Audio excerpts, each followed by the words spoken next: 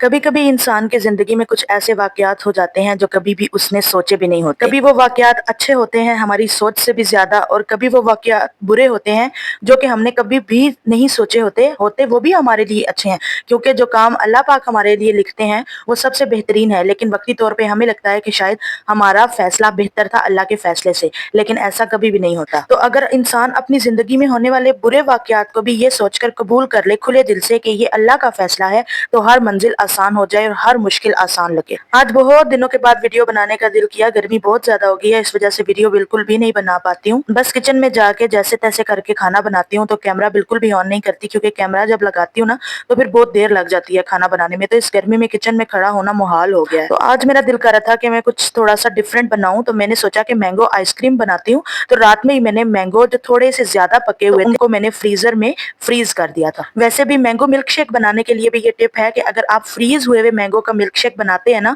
तो वो बहुत ज्यादा थिक मिल्क शेक बनता है। तो अगर आपके पास घर में कंडेंस्ड मिल्क नहीं है उससे भी थिक हो जाता है, लेकिन अगर आप फ्रीजर में फ्रीज करके मैंगोज को 2-3 घंटे फ्रीज हुए या ओवरनाइट फ्रीज हुए हैं, नेक्स्ट डे उनका छिलका उतार के, तो जब आप मिल्क शेक बनाते हैं ना मैंगो का, तो बहुत जबरदस्त mango milk shake thick thick सा बिल्कुल रेस्टोरेंट स्टाइल या बाजार का जैसा आप मिल्क शेक लेते हैं वैसा बनता है। तो यहाँ पे मैंने मैंगोज के छिलके उतार के और उनको अच्छे से ब्लेंड कर लिया था, और उसके बीच में मैंने डाल दिया है कंडेंस्ड मिल्क, और बीच में मैंने थोड़ा सा डाल देना है मिल्क पाउडर, तकरीबन 2 टेबल स्पून। उसके बाद मैंने इसको अच्छा सा मिक्स कर देना है। अगर आपके पास मैंगो एसेंस है तो आप मैंगो एसेंस डाल दें, अगर आपके पास रोज वाटर है तो आप रोज वाटर डाल दें, वरना वनीला एसेंस ही डाल दें। और साथ में अगर आपके जो मैंगोज हैं वो थोड़े थोड़े येलो है, लाइट येलो, तो उसमें थोड़ा सा फूड कलर भी डाल दें।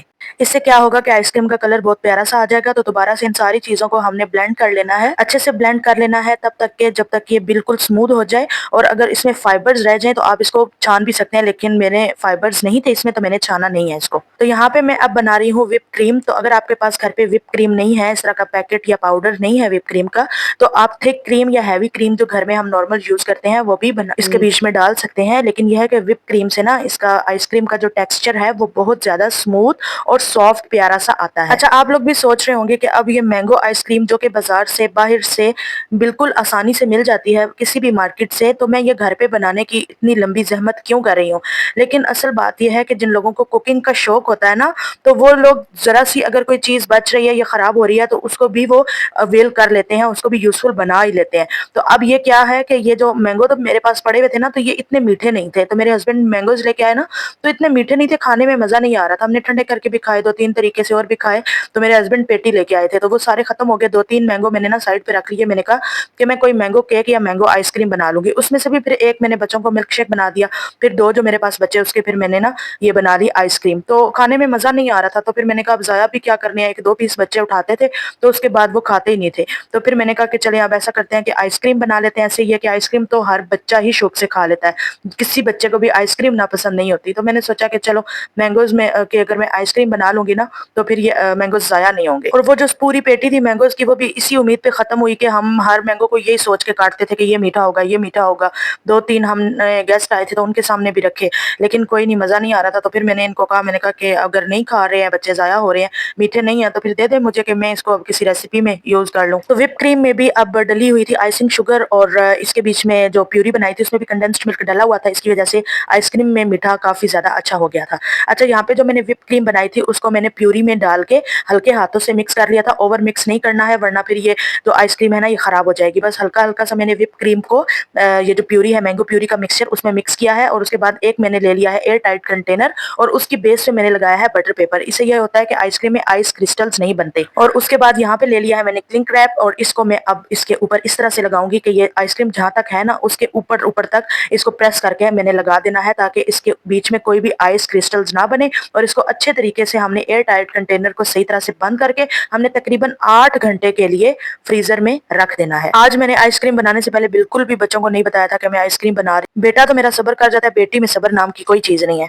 अच्छा, यहाँ पे 8 घंटे के बाद यानी कि पूरी रात रखने के बाद नेक्स्ट डे अब मैं आइसक्रीम को चेक करने लगी हूँ, तो देख रही हूँ कि कैसी बनी है।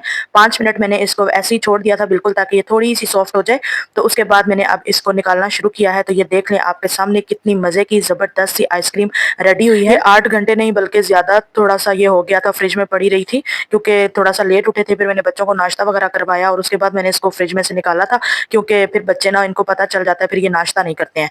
तो ये देखें उसके ऊपर मैंने फिर ऊपर ड्राई फ्रूट्स वगैरह भी डाले और इतने मज़े की ये आइसक्रीम बनी थी कि मेरे हस्बैंड तो मुझे कह रहे थे कि बहुत मज़े की बनाई है, बहुत मज़े की बनाई है, कैसे बनाई है? इसके ऊपर आप अपनी मर्ज़ी से टॉपिंग कर सकते हैं। मैंने यहाँ पे ड्राई फ्रूट्स डाले हैं, आप चाहें तो इसके ऊपर स्प्रिंकल्स भी लगा सकते हैं कलरफुल और इसके बाद चॉकलेट की टॉपिंग भी कर सकते हैं, आपकी अपनी मर्ज़ी है। मैंने यहाँ पे जस्ट ड्राई फ्रूट्स डाले हैं और उसके बाद बस मैंने इनको बच्चों को भी सर्व किया था, हस्बैंड को भी सर्व की थी आइसक्रीम। तो माशाल्लाह से बहुत अच्छी बनी थी, बच्चे सब्र नहीं कर रहे थे ना, तो इस वज़ह से उनको मैंने पहले डाल दी बाउल्स में और उसके बाद बाकी मैंने और हस्बैंड ने कट करके खाई थी। बहुत मज़े की बनी थी। अगर आपको मेरी आज की ये वीडियो अच्छी लगी हो तो प्लीज़ कमेंट लाज़मी कीजिएगा। आज काफ़ी दिनों के बाद मैंने वीडियो बनाई है, तो सब्सक्राइब भी लाज़मी कीजिएगा अगर आप मेरे चैनल पर नए हैं और इंस्टाग्राम पेज पे भी मुझे फ़ॉलो कीजिएगा और फेसबुक पे भी मुझे फ़ॉलो कीजिएगा। अपना बहुत सारा ख़्याल रखिएगा। अल्लाह हाफ़िज़।